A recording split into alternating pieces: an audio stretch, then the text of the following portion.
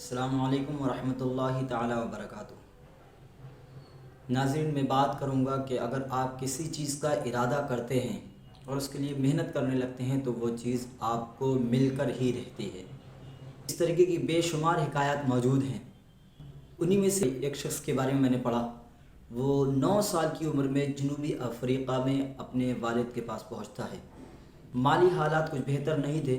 وہاں پر جا کر اس نے ایک سیلز مین کی نوکری حاصل کی۔ سیلز مین کی نوکری حاصل کرنے کے بعد وہاں کام کرتا رہا اور کچھ ٹائم کے بعد پاس ہی میں ایک فرنیچر فیکٹری کے اندر کلر کی حیثیت سے کام کرنے لگا۔ محنتی تھا، محنت کرتا تھا، دلچسپی سے کام کرتا تھا۔ اس کی محنت کو دیکھ کر مالک نے اس کو فیکٹری کا مینیجر بنا دیا۔ کام کرتا رہا، مگر اس کی زندگی میں بدلاؤ کہاں سے آیا؟ جہاں وہ کام کرتا تھا اس کے برابر میں ایک عیسائیوں کا اسکول تھا، جہاں پر عیسائیوں کو ان کے مذہب کی تعلیم دی جاتی تھی۔ وہاں سے جب اسٹوڈنٹ آتے تھے تو وہ اس کے دکان پر آ کر سوال کرتے تھے، اور چونکہ یہ مسلمان تھا تو اس سے اسلام کے متعلق سوال کرتے تھے، عجیب عجیب سوال کرتے تھے جس سے یہ پریشان ہو جاتا تھا، اور یہ خود بتاتا ہے کہ میں پریشان ہو جاتا تھا اور دل میں آتا تھا کہ اس کو چھوڑ دوں، نوکری چھوڑ دوں، مگر دوبارہ نوکری ملنا اتنا آسان نہیں تھا۔ پر میرے دل میں ایک ہی بات تھی کہ میں علم حاصل کروں اور اسلام کے بارے میں جانوں، اپنے نبی کریم صلی اللہ علیہ وسلم کے بارے میں جانوں، تاکہ ان لوگوں کو میں جواب دے سکوں، چونکہ وہ غلط سوال حضور صلی اللہ علیہ وسلم کے تعلق سے اور اسلام کے تعلق سے کرتے تھے۔ پر دل کے اندر ایک جذبہ پیدا ہوا کہ اب میں اسلام کے بارے میں ضرور جانوں گا۔ بس اسی فکر میں لگا رہا۔ اتفاق ایسا ہوا کہ ایک بار اس کو اس فیکٹری کے اسٹور روم میں جانے کا موقع ملا۔ وہاں پر اس نے کیا دیکھا کہ اخبارات پڑھے ہوئے ہیں، بوسیدہ کتابیں ہیں، اور جیسے ملبہ ہوتا ہے وہ سارا تھا، تو اس میں اس نے ڈھونڈنا شروع کیا۔ اور جب کسی چیز کی لگن ہوتی ہے تو ہر طرف ایک ہی چیز نظر آتی ہے کہ شاید اس کا کچھ سراغ ہمیں مل جائے۔ اسی فکر میں شاید یہاں کوئی ایسی چیز مل جائے کہ جس میں میرے ان تمام سوالوں کا جواب موجود ہو جو مجھ سے اسکول کے بچے کرتے ہیں۔ ناظرین، اسی فکر میں وہ کتابوں کو اور پرانے اخبارات کو الٹ پلٹ کرتا رہا۔ اتفاق سے ایک کتاب اس کے ہاتھ لگتی ہے اور وہ کتاب لے کر چلا جاتا ہے۔ کتاب سے ایسی بو آتی ہے کہ سر چکرا جاتا ہے، لیکن اس کے دماغ میں ایک ہی سوال تھا کہ میں ان کے سوالات کے جوابات دے کر رہوں گا۔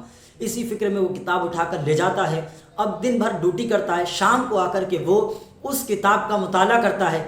اس کتاب کا مطالعہ کرنے کے بعد اس کو ان سوالوں کے جواب ملنا شروع ہو جاتے ہیں جو اسٹوڈنٹ اس سے پوچھتے تھے، اور پھر وہ اس میں رکا نہیں بلکہ آگے بڑھتا رہا۔ لائبریری سے کتابیں لاتا، ان کو پڑھتا، دن بھر ڈیوٹی کرتا، شام کو آ کر کتابیں پڑھتا۔